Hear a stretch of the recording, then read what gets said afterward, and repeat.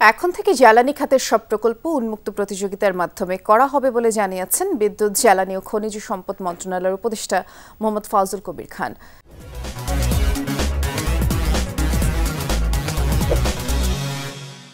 দুপুরে রাজধানীর মতিঝিলে এফবিসিসিআইয়ের এক আলোচনার সভায় এ তথ্য তিনি জানিয়েছেন।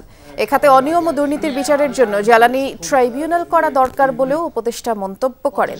বলেন, বেশি দামে আওয়ামী লীগের আমলে যে বিদ্যুৎ কেনা হয়েছে সেটি কতদিন টানা যাবে তা নিশ্চিত নয় বলেও শঙ্কা প্রকাশ করেন তিনি।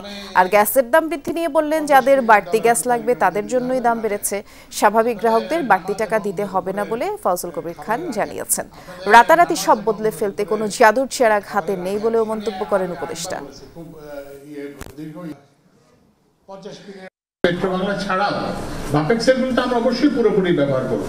বাপেক্সকে আমরা ছোট করবো না, বাপেক্সের জন্য প্রয়োজন হলে আরো রিং আনার ব্যবস্থা করবো, নতুন রিং যেটা ক্যাপাসিটি সেটা আনার ব্যবস্থা করবো। কিন্তু এর মধ্যে এই যে অন্তর্বর্তীকালীন সময়ে অন্য কেউ যদি ওপেন টেন্ডারের মাধ্যমে যদি কূপ খনন করতে চায়, আমরা সেই কূপ খননের সুযোগ দিয়ে দেবো।